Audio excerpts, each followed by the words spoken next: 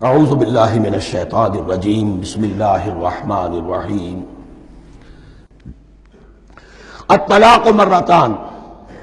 طلاق دو مرتبہ ہے، یعنی ایک شوہر کو دو مرتبہ طلاق دے کر اور رجوع کر لینے کا حق ہے۔ ایک دفعہ طلاق دی اور عدت کے اندر رجوع کر لیا، ٹھیک ہے، پھر طلاق دی اور عدت کے اندر رجوع کر لیا، ٹھیک ہے، تیسری مرتبہ طلاق دی، اب رجوع نہیں کر سکتا۔ الطلاق مرتان، دو مرتبہ ہو سکتا ہے۔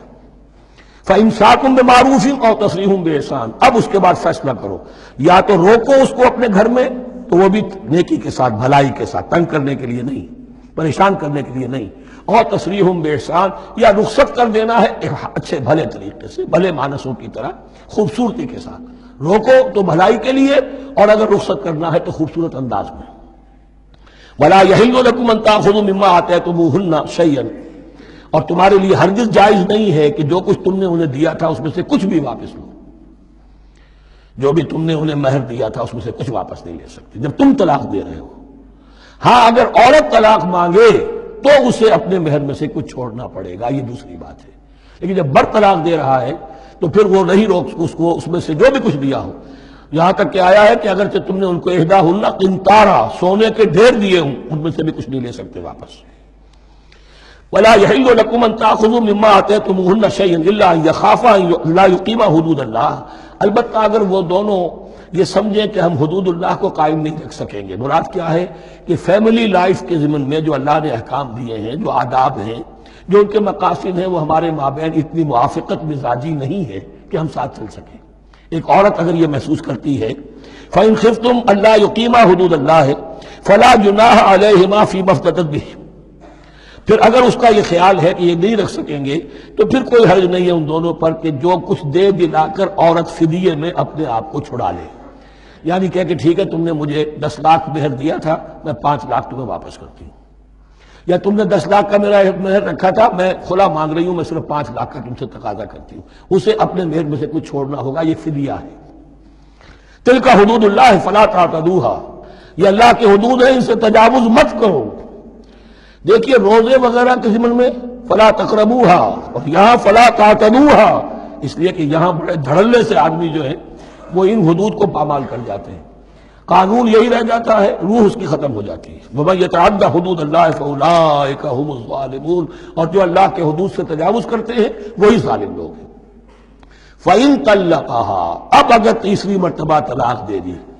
الطلاق مرتان تو ہو چکا، اس کے بارے میں سارے احکام آ گئے، لیکن اب اگر دے دی مراد ہے تیسری مرتبہ، فَإِن طَلَّقَهَا فَلَا تَحِلُّ لَهُ مِن بَعْدِ حَتَّىٰ تَنكِحَ زَوْجًا غَيْرَهُ، تو اب وہ اس کے لیے جائز نہیں ہوگی جب تک کہ وہ عورت کسی اور شوہر سے شادی نہ کرے۔ اس کو حلالہ کہتے ہیں،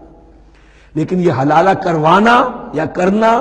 اور کسی کے ساتھ یہ معاہدہ کرنا تم شادی کر لو پھر طلاق دے دینا، اس پر لعنت فرمائی ہے، حضور نے لعنت فرمائی ہے۔ اور ہمارے ہاں علم میں آتی ہے، یہ بات سننے میں آتی ہے کہ بہت سے علماء نے اس کو دھندا بنا رکھا ہے۔ حلالہ مولوی مشہور ہیں مختلف شہروں کے اندر۔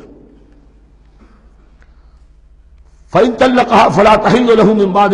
بَعْدُ حَتَّىٰ تَنكِحَ زَوْجًا غَيْرَهُ فَإِن طَلَّقَهَا، پھر اگر وہ بھی دوسری شادی کی دوسری جگہ پر، اس عورت نے اس شوہر سے بھی نہیں بنی، اس نے بھی طلاق دے دی،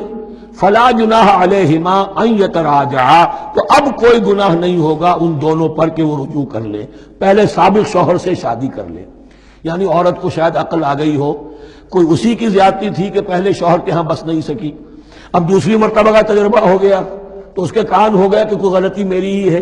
اب شاید دوبارہ وہ اپنے شوہر کی طرف، سابقہ شوہر کی طرف رجوع کرنا چاہے تو اس کی اجازت ہے۔ ان ظنا ان یقیما حدود اللہ، اگر ان کو یہ یقین ہو کہ وہ اللہ کے حدود کی پاسداری کر سکیں گے۔ اللہ کے حدود جو ہے احکام شریعت، ان کو بہرحال مد نظر رکھنا ہے اور فائق رکھنا ہے۔ وَتِلْكَ حُدُودُ اللَّهِ يُبَيِّنُهَا لِقَوْمٍ يَعْلَمُونَ، اور یہ وہ حدود ہیں اللہ کے جن کو وہ واضح کر رہا ہے، کھول کھول کر بیان کر رہا ہے ان لوگوں کے لیے کہ جو علم حاصل کرنا چاہیں۔ ترجمہ یہ ہوتا ہے عام طور پر جنہیں علم حاصل ہے، اصل میں کسی وقت فعل کو طلب فعل کے معنی میں استعمال کیا جاتا ہے عربی زبان میں، یعلمون جو جاننا چاہیں، جن کی عدت طلب ہے علم کی۔ صدق اللہ العظیم۔